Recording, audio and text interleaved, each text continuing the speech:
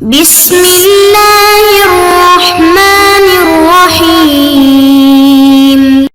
الحمد للہ والصلاة والسلام علی محمد رسول اللہ وعلی آلہ وصحبہ الذین عزروہ ونصروہ واتبعوا النور الذی انزل معہ اولئک هم المفلحون۔ معزز طلباء کرام، السلام علیکم ورحمۃ اللہ وبرکاتہ۔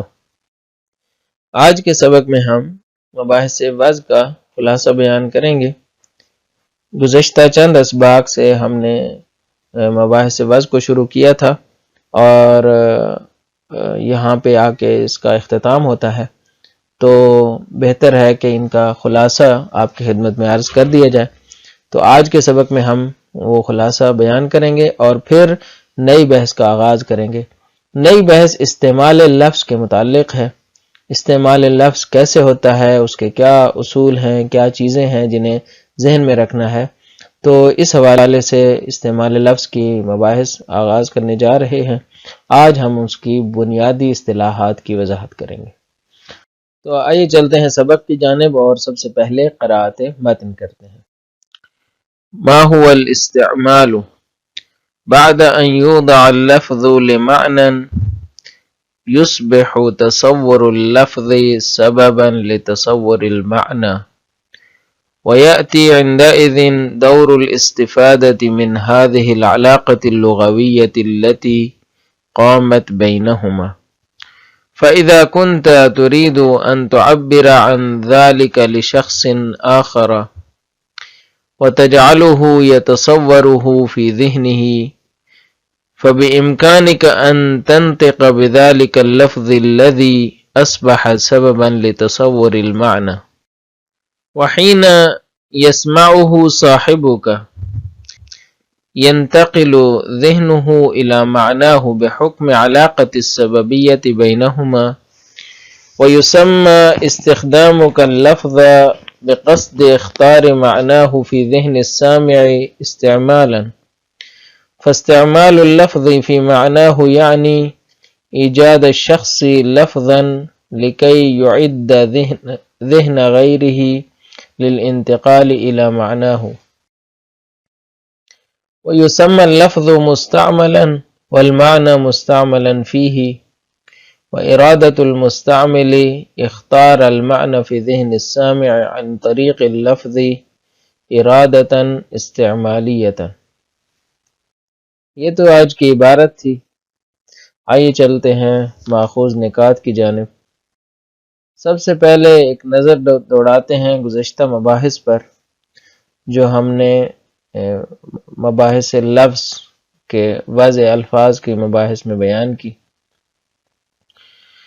سب سے پہلی بحث جو اس حوالے سے بیان ہوئی وہ یہ تھی کہ لفظ اور معنی کے درمیان تعلق ازلی، ابدی، ذاتی ہے یا نہیں، یہ تعلق جوڑا گیا ہے۔ تو ہم نے بتایا کہ یہ تعلق ذاتی نہیں ہے، بلکہ یہ تعلق جو ہے وہ وعظ کے ذریعے ایجاد ہوا ہے۔ ذاتی تعلق وہ ہوتا ہے جیسا پانی اور گیلے پن کے درمیان ہے۔ ذاتی تعلق وہ ہوتا ہے جو آگ اور حرارت کے درمیان ہے۔ ذاتی تعلق وہ ہے جو سورج اور اس کی روشنی کے درمیان ہے۔ لیکن لفظ اور معنی کا تعلق ایسا نہیں ہے، بلکہ وعظ کے ذریعے ایجاد ہوا۔ اس کے بعد ہم نے پھر مثلث وعظ کی وضاحت کی اور بتایا کہ مثلث وعظ تین چیزوں سے تشکیل پاتی ہے۔ ایک واضح ہے جو انسان ہے جس نے الفاظ کو وضع کیا۔ دوسرا موضوع ہے یعنی الفاظ ہیں جن کو وضع کیا گیا۔ تیسرا موضوع اللہ ہے یعنی معانی ہیں جن کے لیے الفاظ کو وضع کیا گیا۔ اس کے بعد شہید صدر کے نقطہ نظر کی ہم نے وضاحت کی اور بتایا کہ الفاظ اور معانی کے درمیان جو تعلق ہے یہ ایجاد ایسے نہیں ہو جاتا، بلکہ اس کا ایک پروسیجر ہے، اس کا ایک ذہنی پروسیجر ہے۔ اور اس کو ہم نے وضاحت کیا دو اصطلاحات کے تحت یا دو عناوین کے تحت۔ ایک تھا اقتران مکرر اور دوسرا اقتران مؤثر۔ اقتران مکرر یعنی ایک لفظ اور معنی کے درمیان بار بار جو ہے وہ اتفاقی طور پر آپ کو اقتران نظر آئے۔ اس کی مثال ہم نے آہ کے لفظ کے ذریعے دی تھی جو درد کے وقت منہ سے نکلتا ہے، تو یہ اقتران مکرر ہے۔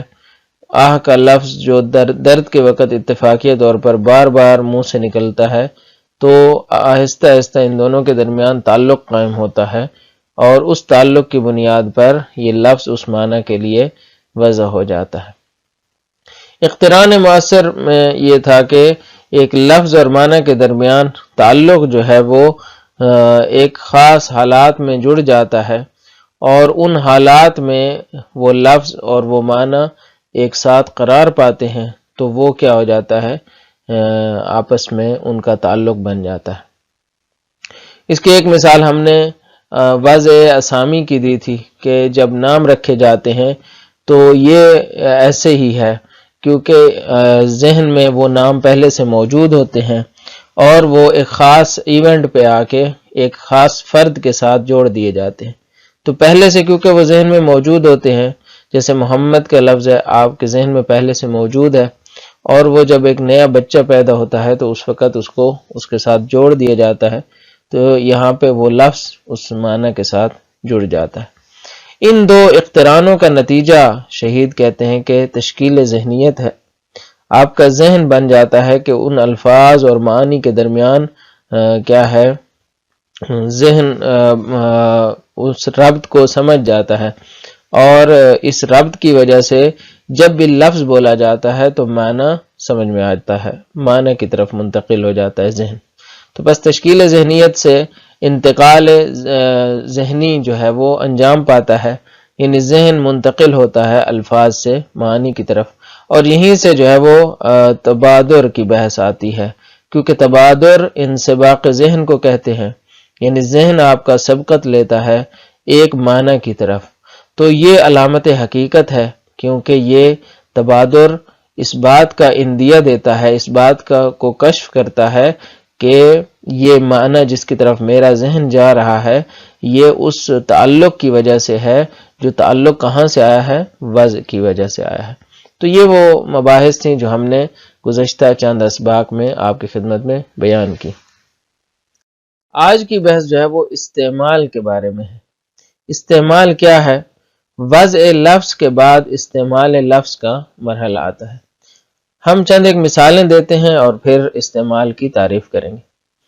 دیکھیں، ہم یہ کچھ مثالیں ہیں، کچھ جملے ہیں، ان کو غور سے دیکھیے۔ سب سے پہلا جملہ یہ ہے کہ الفاظ وہ تیر ہیں جو دوسروں کی طرف پھینکے جاتے ہیں۔ دوسرا جملہ یہ ہے کہ الفاظ وہ تحائف ہیں جو دوسروں کو دیے جاتے ہیں۔ تیسرا جملہ یہ ہے کہ الفاظ وہ خزانے ہیں جو سینے میں محفوظ کیے جاتے ہیں۔ تو آپ نے ابھی کیا کیا، میں نے ابھی کیا کیا، تین جملے بولے اور تین مختلف مفاہیم کو آپ تک پہنچایا۔ ایک میں الفاظ کو ان تیروں سے تشبیہ دی گئی جو دوسروں کی طرف پھینکے جاتے ہیں۔ یہ کون سے الفاظ ہیں؟ یہ وہ الفاظ ہیں جو کیا ہیں، عام طور پہ بد اخلاقی یا آپ کہیں کہ ناہنجار شمار ہوتے ہیں۔ کسی کو دشنام دینا، کسی کو گالی دینا، کسی پہ کو برا بھلا کہنا، یہ سارے وہ الفاظ ہیں جو کیا ہے، تیروں کی مانند ہیں جو دوسروں کی طرف پھینکے جاتے ہیں۔ دوسرے وہ الفاظ ہیں جو تحائف ہیں جو دوسروں کو دیے جاتے ہیں۔ آپ اگر کسی کے اچھے کام پہ اس کی تعریف کر دیتے ہیں، آپ اس کو کہہ دیتے ہیں کہ آپ نے بہت اچھا کام کیا ہے، ویل ڈن، تو یہ کیا ہے، یہ ایک تحفہ ہے جو آپ نے اس کو دیا ہے۔ اگر کوئی جو ہے وہ ہمدردی کا محتاج ہے، یعنی کسی کا کوئی دکھ آیا ہے، کوئی درد آیا ہے، غم آیا ہے، پریشانی آئی ہے، آپ اس کے ساتھ ہمدردی کر دیتے ہیں، آپ ایسے الفاظ بولتے ہیں جو اس کی ہمدردی کرتے ہیں، آپ اس کو تسلی دیتے ہیں یا کہتے ہیں کہ ٹھیک ہو جائے گا، کوئی مسئلہ نہیں ہے، اور آپ اس کو بتاتے ہیں کہ ہم بھی آپ کے درد میں شریک ہیں، کسی بھی طریقے سے آپ اس کو تسلی دیتے ہیں، تو یہ الفاظ بھی اس تحفے کی مانند ہیں جو کسی کو دیا جاتا ہے۔ تیسرے وہ الفاظ ہیں جو خزانے ہیں، جو سینوں میں محفوظ کیے جاتے ہیں، تو یہ وہ راز ہیں جن کو خزانوں سے تشبیہ دی۔ اب آپ نے دیکھا کہ یہاں پہ میں نے لفظ کو یوز کیا، خود الفاظ کو استعمال کیا، لیکن مختلف معانی آپ تک پہنچا دیے۔ ایک میں نے یہ معنی منتقل کیا، ایک میں یہ معنی منتقل کیا، ایک میں یہ معنی منتقل کیا۔ یہ بہت ہی بڑے معنی ہیں، لیکن ہم نے الفاظ کی شکل میں آپ تک پہنچا دی۔ تو استعمال کیا ہے؟ استعمال کا مطلب ہوتا ہے کسی بھی چیز کو کام میں لانا، کسی بھی چیز کو کام میں لانا۔ گزشتہ زمانے میں ابھی بھی البتہ نہیں معلوم ابھی جدید عربی میں کیا اصطلاحات استعمال ہوتی ہیں، شاید یہی وزیر اور اس طرح کی استعمال ہوتی ہیں، لیکن گزشتہ زمانے میں جب کسی کو کام میں سیاسی طور پر کام میں لایا جاتا تھا تو اس کو استعمالہ کہتے تھے، اور وہ جو کسی کی طرف سے حاکم بن کے جاتا تھا اس کو عامل کہتے تھے۔ مثلا عاملہ علی المدائن فلان، کہتے تھے کہ یہ فلان مثلا خلیفہ کا یہ عامل ہے، یہ فلان شہر کا عامل ہے۔ کیوں؟ کیونکہ اس نے استعمال کیا، یعنی کام میں لایا، یعنی جو حاکم بن کے جاتا تھا اس کو عامل کہا جاتا تھا۔ تو کسی بھی چیز کو کام میں لانے کو استعمال کہا جاتا ہے۔ شہید نے کہا ہے کہ الفاظ کی جب وضع ہو جاتی ہے تو پھر استعمال کی نوبت آتی ہے، یعنی اب اس کو کام میں لانا ہے۔ تو الفاظ کا استعمال کس لیے ہے؟ معانی کو منتقل کرنے کے لیے ہے۔ میں نے گزشتہ 3 مثالیں دیں جس میں بتایا کہ الفاظ وہ تیر ہیں۔ اب میں نے معنی کو منتقل کرنا تھا نا، ایک معنی میں نے منتقل کرنا تھا۔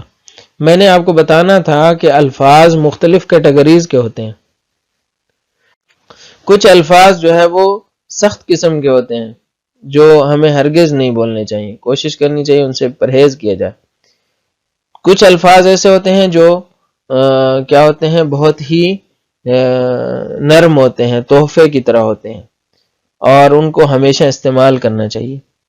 کچھ الفاظ وہ ہوتے ہیں جو آپ کو بولنے نہیں ہیں، اس لیے نہیں کہ وہ تیر ہیں یا تحفہ ہیں، اس لیے کہ ان کی اہمیت اتنی زیادہ ہے کہ آپ نے اس کو سینے میں رکھنا ہے۔ تو یہ معانی ہے، یہ کیا ہو گئے؟ معانی ہو گئے۔ معانی کیا ہے کہ آپ نے ان الفاظ کو نہیں بولنا، آپ نے الفاظ کو بولنا ہے یا ان الفاظ کو محفوظ کر لینا ہے، یہ معانی ہے۔ اب ہم نے ان الفاظ کا جو استعمال کیا ہے یہ معانی کو منتقل کرنے کے لیے کیا۔ سادہ مثال، اب اس کی تعریف دیکھ لیں۔ کہتے ہیں کہ استخدام اللفظ بقصد اختار معناه فی ذہن السامع، سامعین کے ذہن میں معنی کا اختار کرنا، معانی کو ذہن میں حاضر کرنا، بعض جگہوں پہ احضار بھی کہا جاتا ہے، احضار معنی کو اختار کرنا یا حاضر کرنا، خاطر میں لانا، اس ارادے سے لفظ کا استعمال کرنا، اس کو کہتے ہیں استعمال۔ استخدام اللفظ یعنی لفظ کو خدمت میں لینا، لفظ کو استعمال کرنا، بقصد اختار معنی ہو، معنی کے کو خاطر میں لانے کے ارادے سے، فی ذہن سامع، ذہن سامع میں معنی کو حاضر کرنے کے ارادے سے آپ لفظ کا جب استعمال کرتے ہیں تو اس کو کہتے ہیں استعمال۔ استعمال کے 3 بنیادی اجزاء ہیں۔ ایک لفظ ہے جسے استعمال کیا جاتا ہے، استعمال کیا جانے والا لفظ یعنی مستعمل۔ ایک دوسرا ہے مستعمل فی، جس میں لفظ کو استعمال کیا جاتا ہے۔ مثلا لفظ کیا ہے؟ لفظ ہے مثلا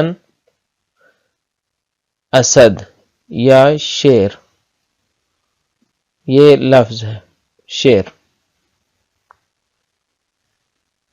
یہ لفظ جو ہے وہ آپ نے کیا کیا، شعر کا لفظ آپ نے استعمال کیا، یا لفظ ہے مثلا کیا سورج، یا آپ نے لفظ استعمال کر دیا تو شعر کا لفظ استعمال ہو گیا۔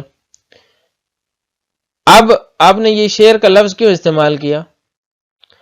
تاکہ ایک معنی ذہن میں آئے، مثلا یہ شعر، تو یہ شعر جو ہے وہ آپ کے سامنے ہے، یہ کیا ہے آپ نے منتقل کرنا ہے سامع کی طرف، تو آپ اس کی تصویر تو نہیں لا سکتے، آج کل ڈیجیٹلی دور ہے، لیکن آپ اگر کسی کے سامنے بیٹھے ہیں اور آپ نے ایک واقعہ سنانا ہے جو جنگل کے شیر کے بارے میں ہے، تو آپ کیا کریں گے، اس لفظ کو بولیں گے۔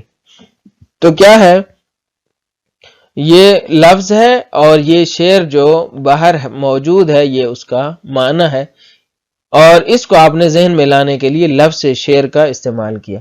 یہ لفظ ہے سورج، ٹھیک ہے، سورج کا جو لفظ ہے، آپ نے اس کا معنی بتانا ہے۔ معنی کیا ہے؟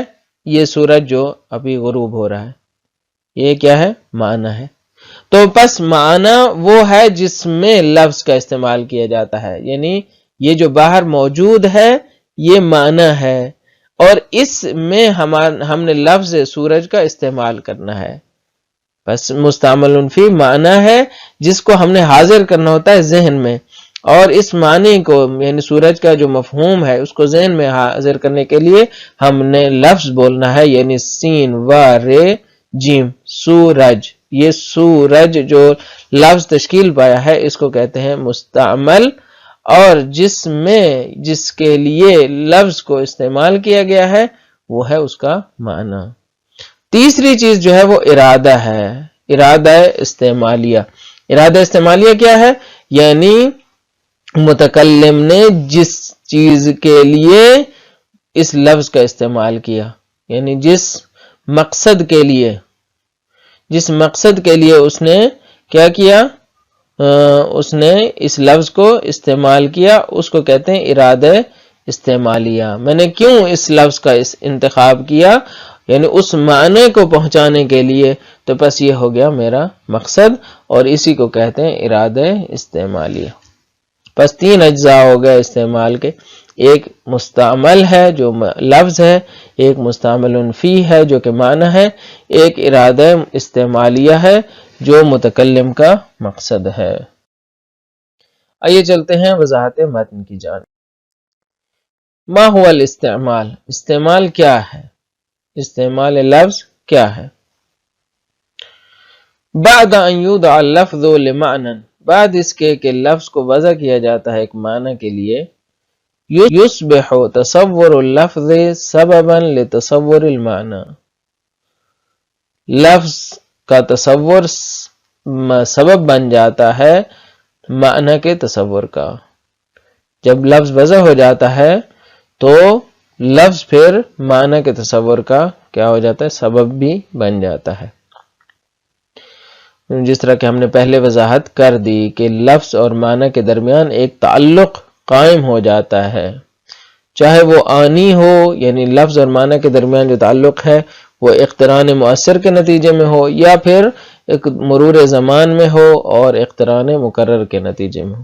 تو بہرحال جو بھی پروسیجر طے ہو، جب وہ لفظ اس معنی کے ساتھ خاص ہو جاتا ہے تو پھر کیا ہو جاتا ہے، لفظ کا بولنا، لفظ کا بولنا اور لفظ کا تصور سبب بنتا ہے کہ آپ کے ذہن میں معنی تشکیل پا جائے۔ سورج کا لفظ جب آپ تصور کرتے ہیں تو آپ کے ذہن میں خود سورج کا مفہوم آ جاتا ہے۔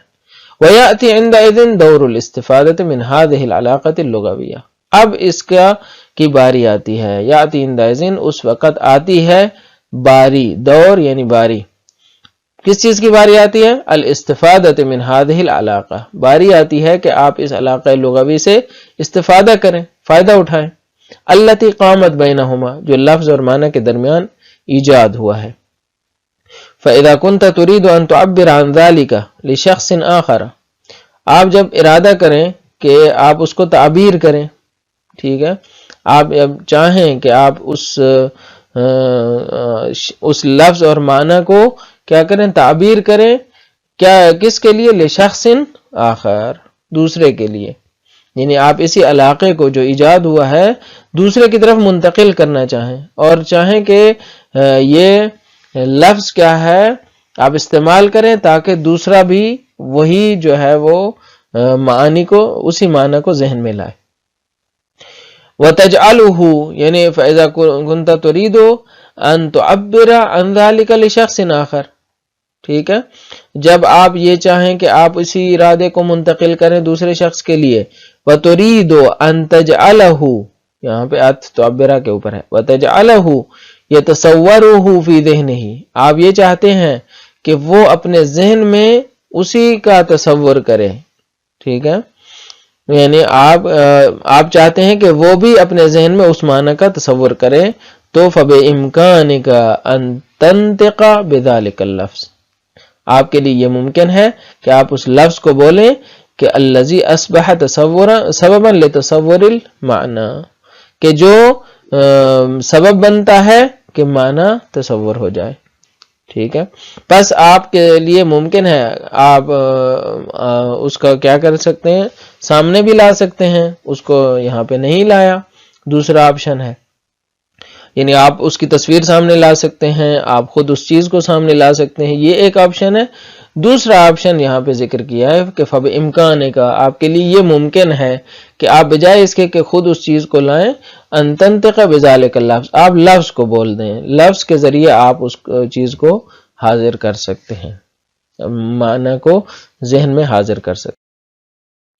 وَحِينَ يَسْمَعُهُ صَاحِبُكَ جب آپ کا صاحب، آپ کا ساتھی، آپ کا مستمع آپ جب اس کو سنے گا تو ينتقل ذہنہ الی معنیہ اس کا ذہن اسی معنی کی طرف منتقل ہو جائے گا، بحکم علاقۃ السببیۃ بینہما اس وجہ سے کہ جو علاقہ سببیت کا قائم ہوا ہے ان دو کے درمیان۔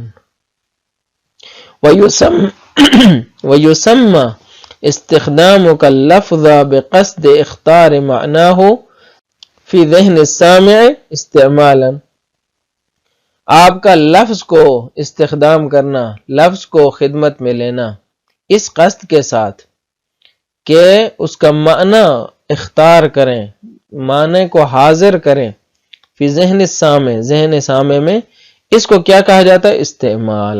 استعمال۔ پس استعمال کی تعریف یہ ہو گئی کہ در واقع یہ توصیف ہے، استعمال کی توصیف ہے کہ آپ لفظ کو استخدام کرتے ہیں اس قصد کے ساتھ کہ اس کا معنی سامع کے ذہن میں منتقل ہو جائے، اس کو کہتے ہیں استعمال۔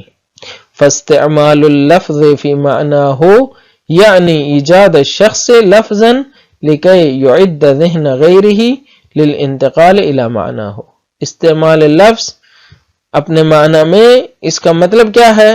مطلب یہ ہے کہ ایک شخص لفظ کو ایجاد کرے تاکہ وہ آمادہ کرے ذہن غیر دوسرے کے ذہن کو کہ وہ ذہن منتقل ہو معنی کی طرف۔ پس در واقع استعمال لفظ ایک قسم کی تلاش ہے، کوشش ہے شخص کی طرف سے کہ وہ ایک لفظ کو ایجاد کرتا ہے تاکہ دوسرے کے ذہن کو معنی کی طرف منتقل کرے۔ اب اجزاء کی طرف آتے ہیں۔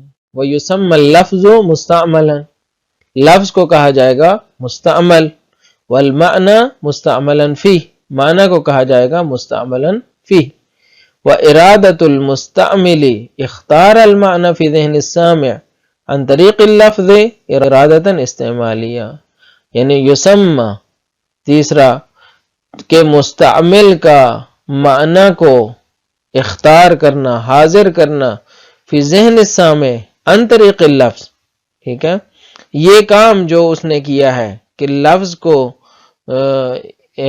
اس لیے استعمال کیا ہے کہ ذہن سامع میں وہ معنی کو حاضر کرے لفظ کے ذریعے، اس کو کہا جاتا ہے ارادہ استعمالی۔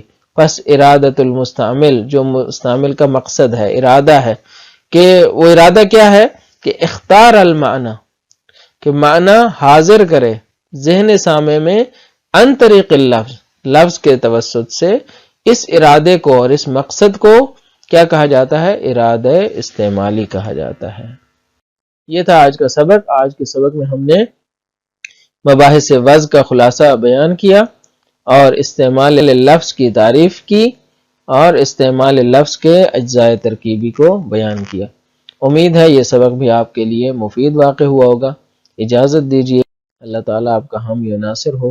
السلام علیکم ورحمۃ اللہ وبرکاتہ۔